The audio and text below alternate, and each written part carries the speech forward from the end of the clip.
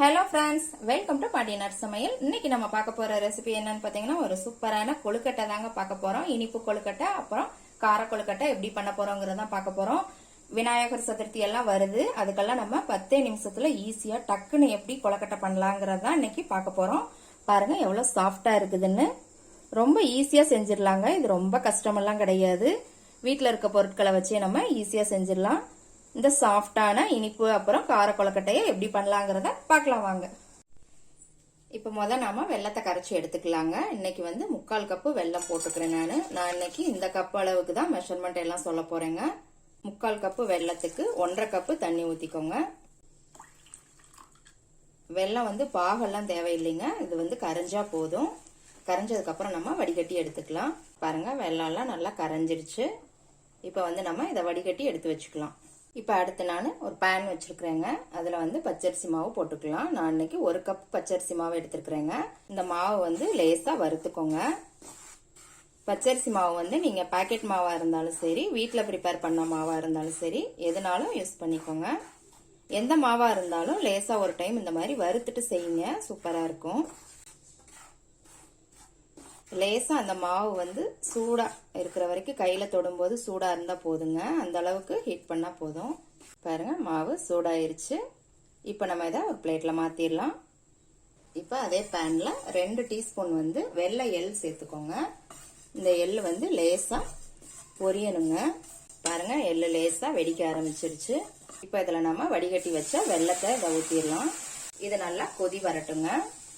பாருங்க நல்லா கொதிக்க ஆரம்பிச்சிருச்சு. இப்ப கேஸை சிம்ல வச்சுக்கோங்க.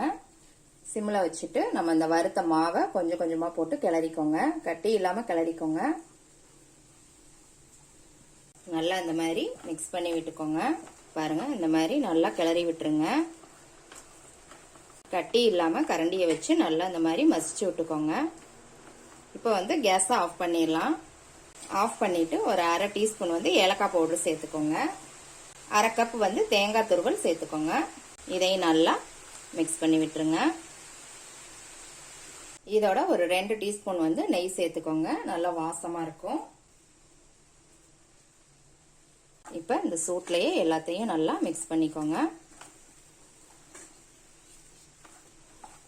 உங்களுக்கு மாவு வெந்துருச்சான்னு தெரியறதுக்கு நீங்க தொட்டு பாத்தீங்கன்னா கையில ஒட்டாதுங்க உங்களுக்கு. பாருங்க இப்ப இது கொஞ்சம் ஆறட்டும். ஒரு 5ல இருந்து 10 நிமிஷம் பக்கம் ஆறட்டும். பாருங்க நல்லா இப்ப ஆறிடுச்சு. ஆறுனதுக்கு அப்புறமும் ஒரு டைம் இந்த மாதிரி பிசைஞ்சு விட்டுக்கோங்க. மேல காஞ்ச மாதிரி இருக்கும். இப்ப இந்த மாதிரி ஒரு பிளேட்டு இல்லைன்னா ஒரு இட்லி தட்டு எடுத்துக்கோங்க.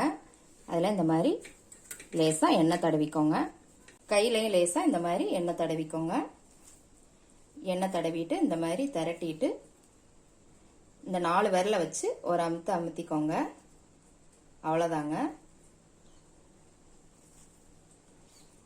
பாருங்க இந்த மாதிரி திரட்டிக்கோங்க.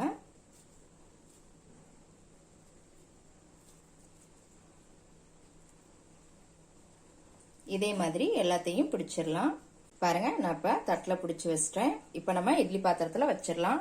நான் ஏற்கனவே இட்லி பாத்திரத்துல தண்ணி ஊத்தி வச்சிட்டேங்க. தண்ணி நல்லா சூடானதும் இந்த தட்டை உள்ள வச்சிடலாம். இப்ப இதை மூடி வச்சிடலாங்க. இது ஒரு 5ல இருந்து 7 நிமிஷம் வரைக்கும் வேகட்டுங்க. மீடியம் ஃப்ளேம்ல வச்சு வேக வச்சுக்கோங்க. இப்போ ஒரு 5 நிமிஷத்துக்கு மேலேயே ஆயிடுச்சுங்க. எப்படி இருக்குங்கிறத பாத்திரலாம். பாருங்க நல்லா சூப்பரா வெந்துருச்சு. இப்போ ஒரு பிளேட்ல நம்ம எடுத்து வச்சிடலாம். பாருங்க இப்ப இதெல்லாம் ஒரு பிளேட்ல மாத்திரலாம். எவ்வளவு சூப்பரா வந்திருக்குது பாருங்க. இப்ப அடுத்து நாம கார கொழுக்கட்டை எப்படி பண்ணலாங்கிறத பாத்திரலாம் வாங்க. இப்ப கார கொழுக்கட்டை பண்றதுக்கு ஒரு பேன் வச்சுக்கோங்க. கேஸ்ல மாவு லேசா வறுத்துக்கலாம். நம்ம இனிப்பு கொழுக்கட்டைக்கு வறுத்தோம் இல்லைங்களா, அதே மாதிரியே மாவு சூடாகிற அளவுக்கு லேசா வறுத்துக்கலாம். மாவு நல்லா இப்போ சூடாயிருச்சு. இதை ஒரு பிளேட்ல மாத்திரலாம். இப்ப அதே பேன்லயே ஒரு 3 ஸ்பூன் ஆயில் விட்டுக்கோங்க. ரீஃபண்ட் ஆயில் தாங்க இது.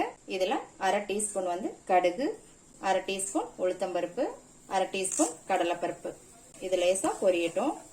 இதோட கொஞ்சம் கருவேப்பிலை, இதோட 2 பச்சை மிளகாய் பொடியா நறுக்கினது, 1/4 டீஸ்பூன் பெருங்காயத்தூள். இதை எல்லாத்தையும் நல்லா வதக்கிக்கலாம். இப்போ இதோட 1/2 கப்பு தண்ணி சேர்த்துக்கலாம். 1/2 கப்பு தண்ணி சேர்த்துக்கோங்க. நான் 1 கப்பு பச்சரிசி மாவு எடுத்துருக்கிறேங்க. இதோட தேவையான அளவு உப்பு போட்டுக்கோங்க.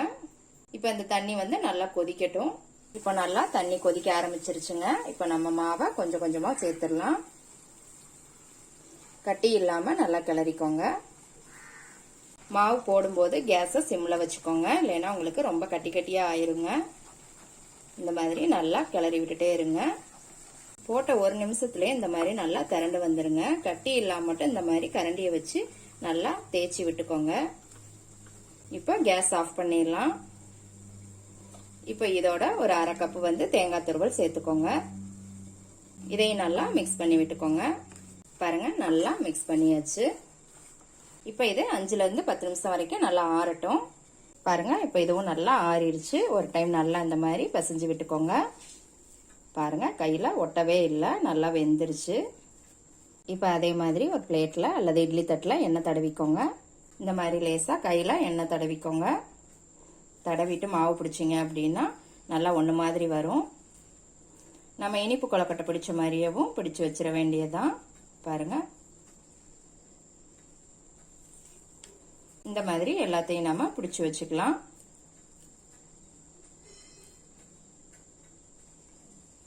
இப்போ இட்லி பாத்திரத்துல தண்ணி கொதிச்சிருச்சுங்க. நம்ம இந்த பிளேட்டை உள்ள வச்சிடலாம். இப்போ இதை மூடி வச்சிடலாம்.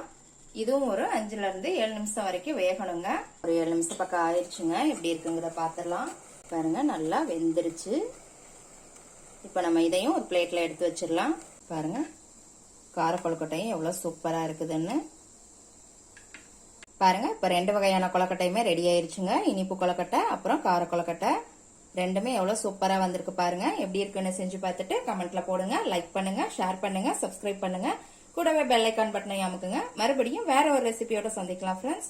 அன்போடு சமைத்து ஆனந்தமாய் உண்டு இன்பமாய் வாழுங்கள். வாழ்க வளமுடன்.